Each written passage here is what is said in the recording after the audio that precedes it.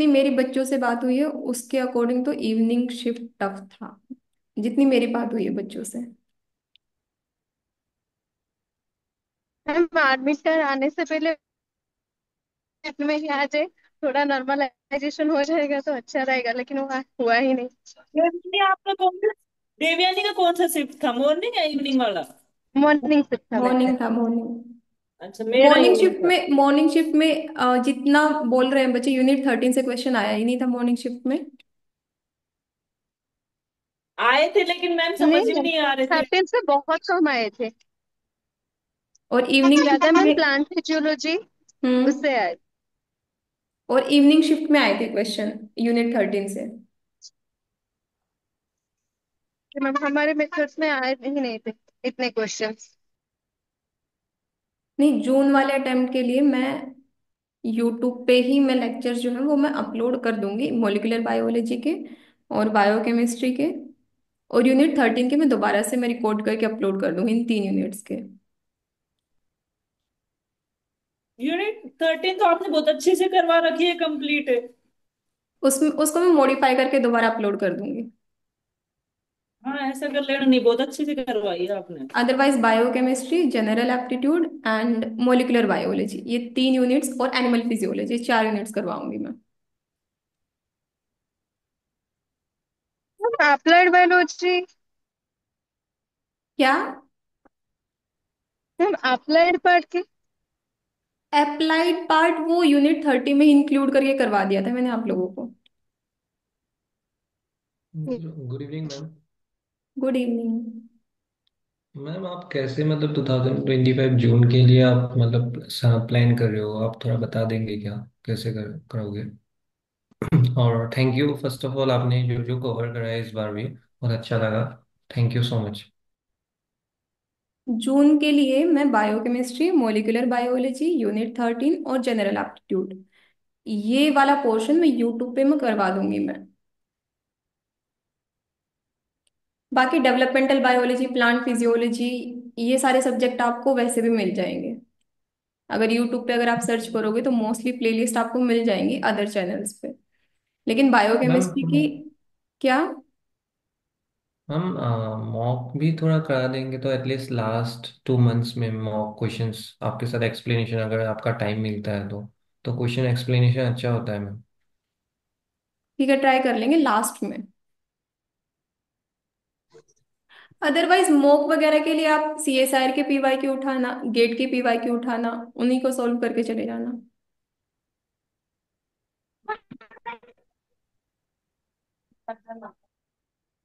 Ma'am आप अपनी तबीयत का ध्यान रखना, आप लास्ट में बीमार हो जाते हो।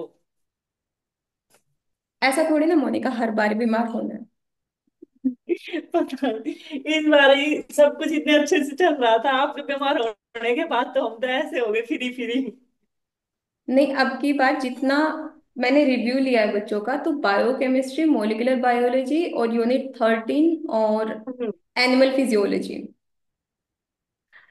ये 4 सब्जेक्ट मेरे को लग रहे हैं कि ये मेरे को करवाने ही चाहिए, क्योंकि बाकी के जितने भी यूनिट्स हैं वो अगर आप यूट्यूब पे कोई भी टॉपिक सर्च करोगे आपको मिल जाएगा। मेनली इन सारे यूनिट्स के वीडियोस अवेलेबल नहीं है, तो मैं ये 4 यूनिट ही मैं टारगेट करवाऊंगी अब की बार। और मैम लास्ट 5 इयर्स का क्वेश्चंस मतलब हाँ वो मैं अभी लास्ट में नहीं। करवा दूंगी, लास्ट वाले मंथ में करवा दूंगी मैं, हाँ टू मैम, थाउजेंड वो सिक्सटीन जो 2 आवर्स का एवरी पीवाईक्यू था वो थोड़ा सा जल्दी था मैम, थोड़ा 5 इयर्स का लास्ट थोड़ा एक्सप्लेन करके ज़्यादा बेहतर होगा। माय सजेशन है।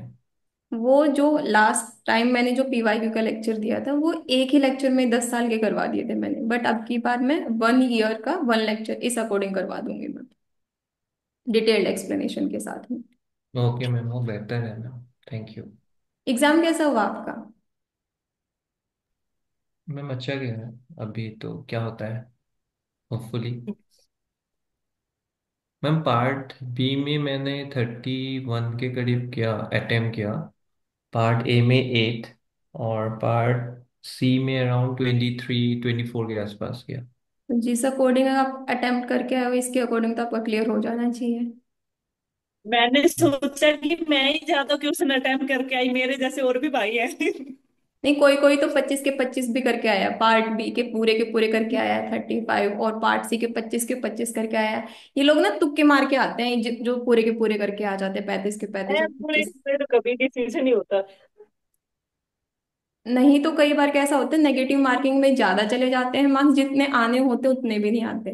जैसे देबाई ने लास्ट अटेम्प्ट में सारे क्वेश्चन करके आई थी, पार्ट ए के भी, बी के भी और जी सी। मैम, मैंने पहले अटेम्प्ट में मैंने लिखे पार्ट सी के हाँ, 25, पार्ट बी के 35 और पार्ट ये तो आप ये जितना दिखाने लास्ट के लिए करेक्ट होना था पार्ट ए उससे के छोड़ ज्यादा के आ गए नेगेटिव। थे कि, नहीं नहीं नहीं, पार्ट ए के आप इसलिए छोड़ के आ गए थे कि कुछ तो क्वेश्चन छोड़ के आऊं मैं। में थोड़ा मैथ वाले ma'am last geometry related part था ना, इसलिए नहीं किया था, वरना ओके आज।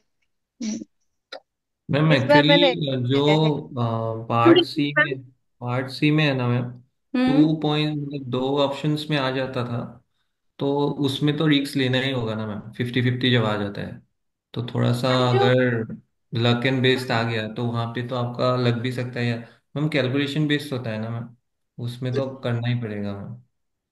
नहीं, पार्ट सी में ना आराम से अगर आप पढ़ के गए हो ना तो 20 क्वेश्चन तो आराम से निकल आते हैं, 20 क्वेश्चन आराम से आप कर लेते हो अटेम्प्ट। पिछली बार मतलब नहीं, 25 इस करके, बार इस पार्ट बी बार भी 20 आसान था थोड़ा सा। पार्ट भी आसान था आपकी बार। इस बार थोड़ा सा आसान था। आपकी यस बार मैम, कहीं तो ये मॉडरेट बोल लेवल रहे हैं का कि था। पेपर मैम बहुत ही आसान था मॉर्निंग शिफ्ट का तो। नहीं, बहुत ही आसान मैम लगा मुझे भी। हाँ मैं अर्जु। मैम मैम कंफ्यूज हो गया। Good ma'am evening moderate ma'am. था मॉडरेट। गुड इवनिंग अर्जु, कैसे हो? मैम मैं बढ़िया।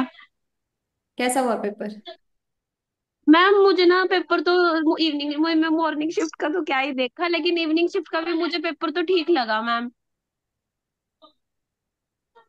मैम मैंने बी सेक्शन में 18-19 क्वेश्चन किए हैं, ए सेक्शन में 6 क्वेश्चन किए हैं और सी में भी 18 किए हैं।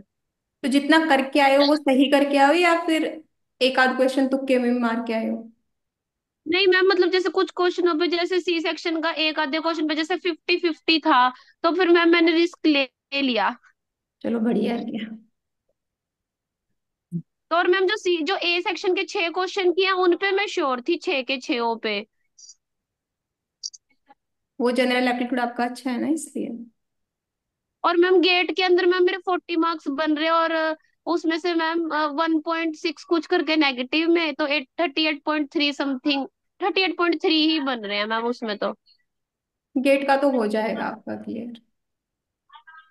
मैम मुझे ऐसा था कि इसमें रैंक इम्प्रूव होगा, पर इस बार मुझे नहीं लग रहा, क्योंकि 38 में तो क्या ही रैंक आएगा। तो पढ़ के गए थे गेट के लिए स्पेसिफिक कुछ पीवाईक्यू करके गए थे गेट के? Yes ma'am, P Y Q किए थे मैम मैंने, और ना मैम केमिस्ट्री में मेरे 9 मार्क्स हैं, एप्टीट्यूड में 7 है, और बॉटनी और जोलॉजी में 12-12, 24 और 16 वहां से 40। फिर भी अच्छा स्कोर है। मतलब मैम ऐसा था, और मैम उसमें से 1.6 कुछ करके नेगेटिव में चले गए, तो 38.3 बन रहा है टोटल। चलो क्वालिफाई तो हो ही जाएगा, कुछ बच्चों का क्वालिफाई भी नहीं हो रहा। 38 तो बहुत अच्छे मार्क्स हैं। मैम क्वालिफाई तो ये था ना, पिछली बार हो गया तो इसलिए मुझे इस बार था कि इस बार रैंक आए टॉप 100 में, वो नहीं आएगा।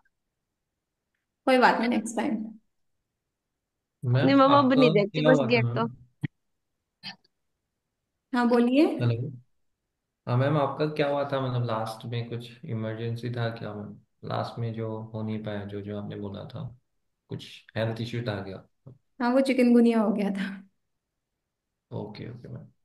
मैम जैसे काफी सी मतलब। सेक्शन का, मैम एक बात पूछनी थी मेरे को, कि हम्म। जैसे अब कह रहे हैं कि मॉर्निंग इवनिंग शिफ्ट थोड़ी टफ थी, तो मैम हमें उसका फायदा मिलेगा हाँ मॉर्निंग शिफ्ट बिल्कुल वालों के मिलेगा, कंपैरिजन? हाँ बिल्कुल मिलेगा, नॉर्मलाइजेशन होगा।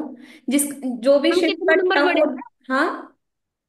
मैम कितने नंबर बढ़ेंगे? अब जैसे जब मैंने पेपर दिया था उस टाइम पर मेरी कलीग के तो 18 नंबर बढ़े थे। 18 मैम, मैंने कैलकुलेट किया था, वहां पर मैंने 118 नंबर का अटेम्प्ट किया है। हम्म। तो मैम अब, तो उसमें से आप 18 20 नंबर नेगेटिव में भी दे के आए होंगे, है ना?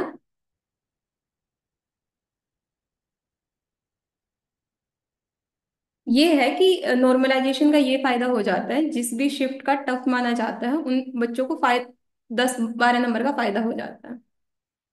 जैसे जब मेरे साथ जिसने दिया था, जो मेरी कलीग थी, उनके 103 नंबर थे। नॉर्मलाइजेशन के बाद उनके